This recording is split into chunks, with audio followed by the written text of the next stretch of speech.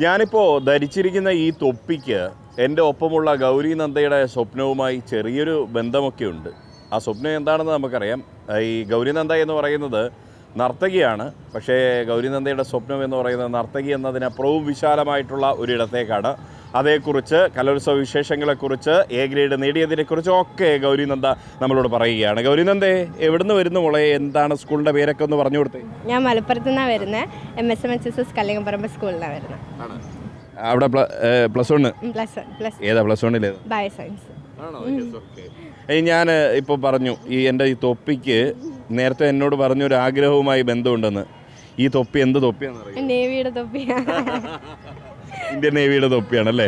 അപ്പോൾ എന്താ ഗൗരി നന്ദയുടെ സ്വപ്നം എന്താ? എനിക്ക് ആർമിയിലെ മെഡിക്കൽ ഫീൽഡിൽ ഇങ്ങനെ പോകണം ആഗ്രഹമുണ്ടല്ലേ? ഇനി നമുക്കിത് കലോത്സവമാണ്, തൃശ്ശൂരാണുള്ളത് അല്ലേ? കഴിഞ്ഞ തവണ നമ്മൾ കണ്ടിട്ടുണ്ട്, അവിടെ തിരുവനന്തപുരത്ത് കണ്ടിട്ടുണ്ട് അല്ലേ? അത് തിരുവനന്തപുരത്ത് ആദ്യത്തെ കലോത്സവം അല്ലേ? അതെ അതെ, തിരുവനന്തപുരത്താണ് ആദ്യമായിട്ട് പോയത് സംസ്ഥാനത്തേക്ക്. അന്ന് കേരളാടനത്തിനാണ് പോയത്. ഇപ്രാവശ്യം കുച്ചിപ്പുടിയും കേരളാടനം. കേരളാടന മത്സരം നടക്കാനിരിക്കുന്നതേ ഉള്ളൂ. അതെ അതെ അതെ, കേരളാടന മത്സരം നടക്കാനിരിക്കുന്നു. കുച്ചിപ്പുടി നടന്നു. കുച്ചിപ്പുടിയിൽ എന്താ അവസ്ഥ? കുച്ചിപ്പുടിയിൽ എ ഗ്രേഡ് ഉണ്ട്.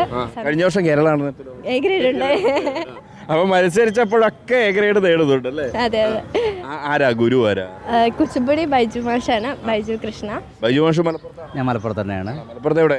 മലപ്പുറത്ത് മങ്കടയാണ് വീട്. ക്ലാസ് എടുക്കുന്നത് തിരൂരിൽ വന്നിട്ടാണ് ക്ലാസ് എടുക്കുന്നത്. മങ്കട എന്ന് പറയുമ്പോൾ നമ്മുടെ മഞ്ഞളാംകുടി അലിയുടെ നാട്. അതെ അതെ അതെ.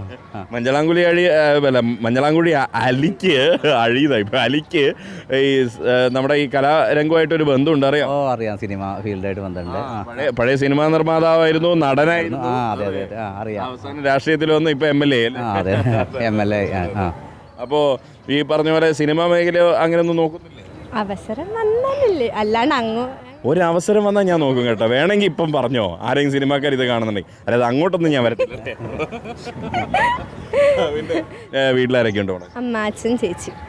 പിന്നെ പറയാൻ പറഞ്ഞു, കേരളാടനം പഠിപ്പിക്കുന്ന സദന റഷീദ് സാറാണ്. പുള്ളി വീട്ടിലല്ലോ പഠിപ്പിക്കുന്നില്ല?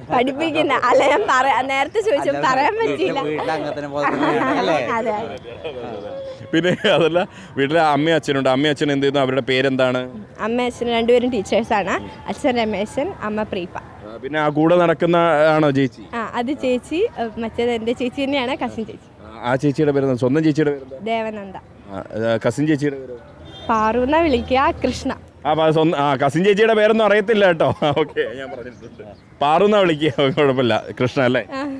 അപ്പോൾ ഇനിയിപ്പം നമുക്ക് ആർമി ഓഫീസർ ആവണം, കൂടെ നൃത്തം കൊണ്ടുപോകണം അല്ലേ? അതിനുവേണ്ടി എന്തെങ്കിലും പ്രിപ്പറേഷൻ ഉണ്ടോ ആർമി ഓഫീസർ? ഞാൻ ഫിസിക്കലി പോയിണ്ടായിരുന്നു. പിന്നെ ഇതിൻ്റെ പ്രാക്ടീസ് ആണെങ്കിൽ പിന്നെ വേറെ ഫിസിക്കലിൽ ആവശ്യമില്ലല്ലോ. ഇത് തന്നെ ഉണ്ടല്ലോ ഒത്തിരി ബോഡി വർക്കൗട്ട് ചെയ്യാൻ വേണ്ടിയിട്ട്. ഇത് കഴിഞ്ഞിട്ട് ഫ്രീ ആകുമ്പം രാവിലെ ഫിസിക്കലിൽ ഇങ്ങനെ പോകണം എന്ന് ആഗ്രഹമുണ്ട്.